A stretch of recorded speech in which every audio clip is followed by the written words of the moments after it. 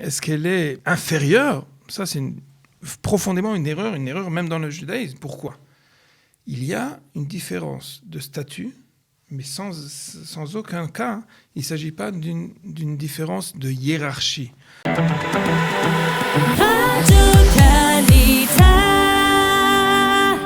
Et nous nous retrouvons comme chaque lundi avec le rabbin Avraham Dreher. Rav Dreher, bonjour. Shalom Uvracha. Pour répondre aux questions des auditeurs. Alors après donc, les fêtes que nous avons passées, période de Tishrei, etc., on rentre dans une routine. On en a parlé aussi la semaine dernière, de la routine. On va aborder un sujet qui est un peu plus, on va dire, général. Ah oui. Je suppose qu'on n'aura pas le temps de finir ce sujet, en tout cas d'aborder tous les aspects de ce sujet dans une seule émission. Peut-être qu'on en fera plusieurs, on verra. Et on nous pose des questions par rapport aussi à la Parashat Bereshit qu'on a lu il y a 2 semaines maintenant. La situation de la femme dans la condition de la femme dans la Torah, le statut de la femme de la Torah. Et la question qu'on nous pose elle est très simple. La femme est-elle l'égale de l'homme dans le judaïsme? Avec comme derrière cette question un peu l'impression que elle n'est pas tellement l'égale de l'homme, en fait. Ouah. Alors, merci de l'introduction, parce qu'à vrai dire, de pouvoir répondre à un défi aussi large que cela, en effet, je pense sincèrement, je vais essayer de m'appliquer du mieux que je peux, mais je pense sincèrement que j'ai besoin de m'attarder à certains aspects qu'on ne pourra pas forcément évoquer aujourd'hui. Top, à la création. Oui, on va repartir. C'est vrai, c'est déjà, c'est ça le... On parle de Bereshit.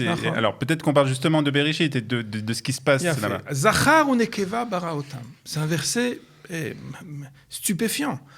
La création de l'homme était un être, on l'appelle l'homme, mais c'est un homme générique, à savoir Zachar ou nekeva. Il était mâle et femelle. C'est seulement à la demande, presque j'ai envie de dire, à la supplication de Adam Arishon, Loto veyota Adam levado, Akadosh Baruch Hu a en effet fixé que ce n'est pas bon pour l'homme d'être seul, et à cause de cette solitude-là, c'est lo ezer kenegdo. La première définition du statut de la femme dans le judaïsme, c'est ça, ezer kenegdo. Pour les hébraïsants, ça paraît immédiatement être un défi. Comment je vais traduire ça? C'est à la fois son aide, Ezer, Kenegdo, contre lui. Alors, c'est vrai. Contradiction quelque part. Oh, exactement. Comment on peut considérer la femme qui est à la fois à son aide, à la fois aux côtés de l'homme? Et ça peut parfaitement correspondre à la question en question. Alors, c'est quoi? C'est un statut à l'égal, ou bien c'est un statut elle est là à son service, Ezer, pour l'aider à accomplir ses différentes missions. Tov.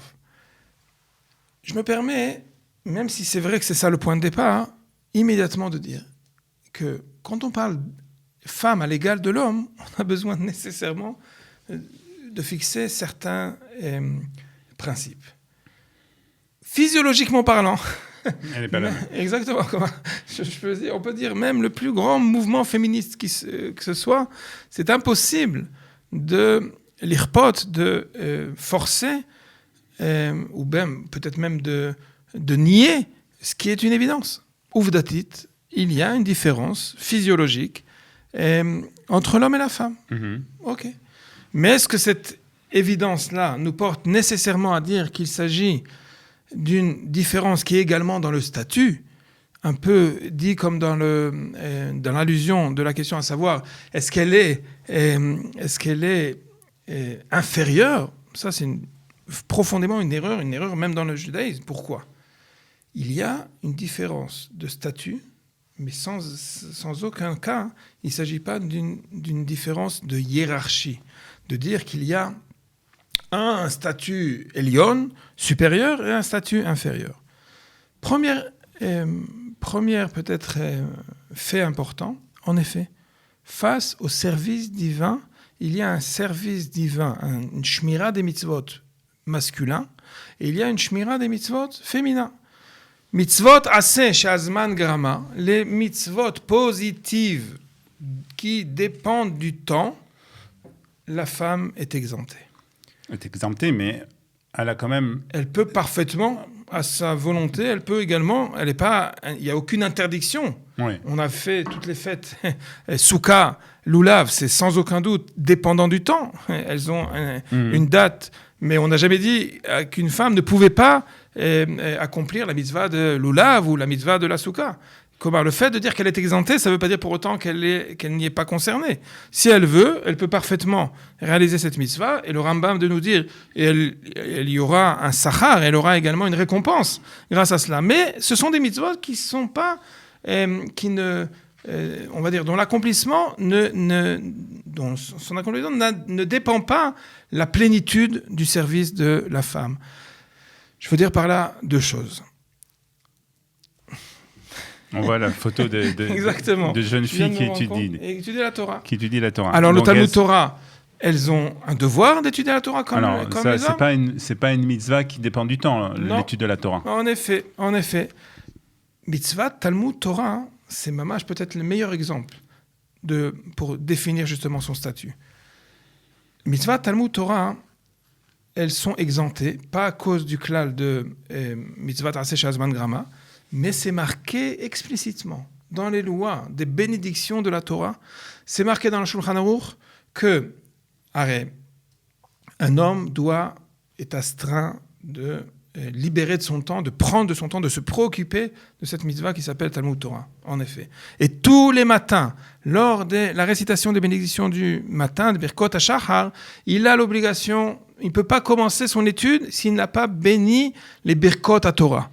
Et si on dit que les femmes n'ont pas le même devoir que l'homme en ce qui concerne l'étude de la Torah, on aurait pu dire, et s'attendre à cela, qu'elles sont exemptées des bénédictions de la Torah. Le Shulchan Aruch stipule de façon catégorique Nashim mevachot birkot HaTorah. Les femmes bénissent, font les bénédictions. Asher kideshanu bemizotav et tzivanu al divrei Torah, la asok bedivrei Torah.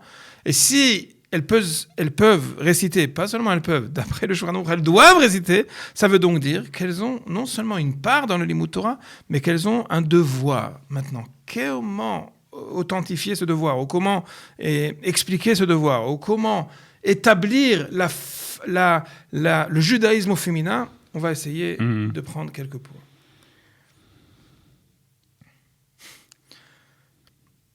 Une femme on a dit une différence physiologique, mais elle a également une différence au niveau de son statut spirituel. Les maîtres nous disent Bina yetera nitna laisha. Elle a on va traduire ça en français, je vais me permettre de traduire ça en français, une intelligence sentimentale. Oui. Bina. Bina, il y a trois différentes. Chabad, le fameux mouvement Lubavitch, a pris comme semel, a pris comme symbole Het, Bet, Dalet, Chochma, Bina, Da'at, à savoir le savoir juif et Mechulak les Shalosh, et divisé en trois parties. Il y a la sagesse, Chochma, Bina, c'est de ça qu'on parle, que les femmes ont reçu une mana, ont reçu une dose supplémentaire, et Da'at, le savoir. Bina, c'est l'intelligence intuitive, mieux encore que émotive, intuitive, à savoir certaines choses que pour expliquer à un homme, j'ai besoin de lui expliquer, et encore de lui expliquer, encore de lui expliquer. Chez une femme, c'est une intuition féminine, totale, presque maternelle, forcément maternelle, qui est au-delà de ce que l'homme aime. Bina, c'est la vin davar mikol davar. Je lui dis, fait numéro 1, fait numéro 2.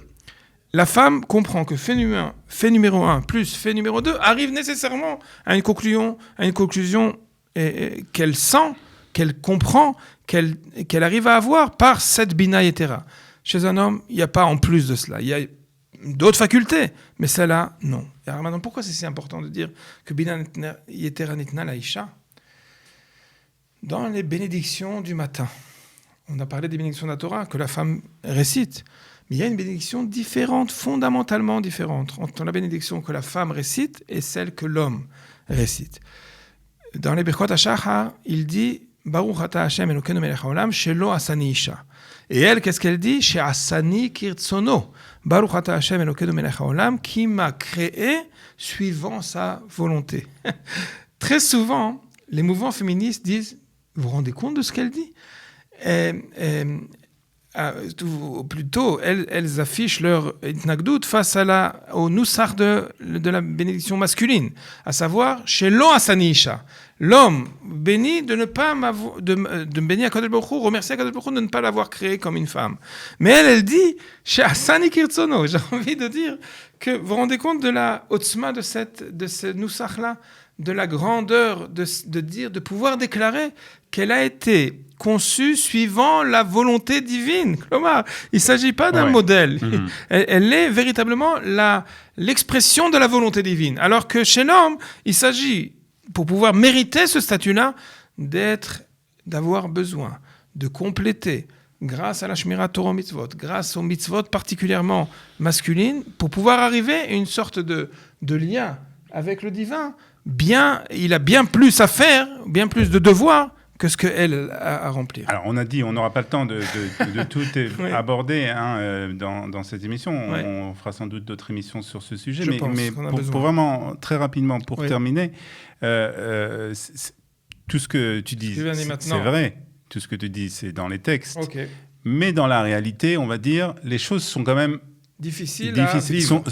Non, pas seulement difficiles à vivre. Ils sont un peu différentes. C'est-à-dire que les femmes n'ont pas toujours une véritable place à la synagogue. Les femmes n'ont pas vraiment une véritable place dans ce qu'on va dire la littérature talmudique, etc. Maintenant, j'ai compris.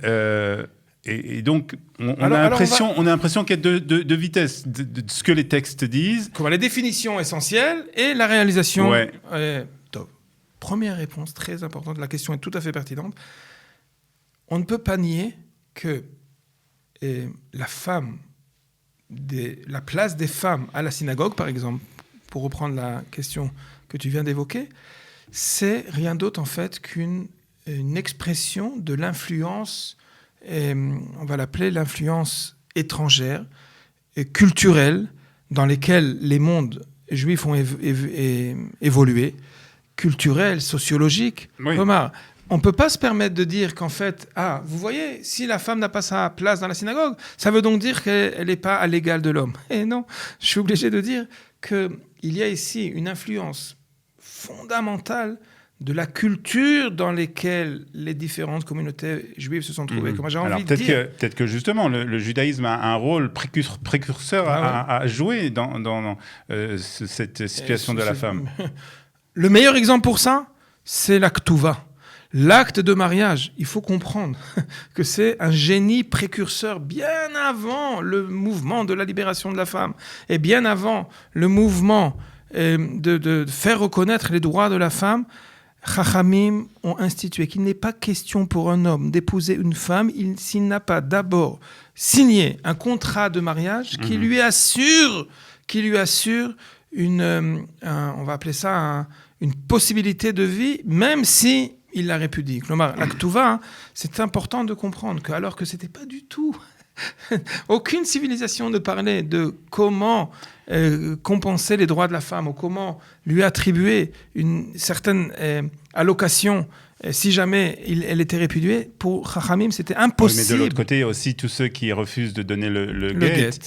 Alors, on va pas encore en parler. De nouveau, à chaque fois, on n'arrête pas de dire que cette question-là de définition, qu'il y a vraiment une tension entre ce qui est écrit et la réalité. La tension existe, mais à vrai dire, pour pouvoir l'analyser, et pour pouvoir la solutionner, et pour pouvoir l'appréhender, on a besoin d'approfondir un peu plus les différents cas, et je vous propose de le faire. On le fera. Merci beaucoup, en tout cas. Ça paraît très intéressant. Merci d'avoir été, comme chaque lundi, avec nous, Rav Drey. Toda Rabba. Shalom.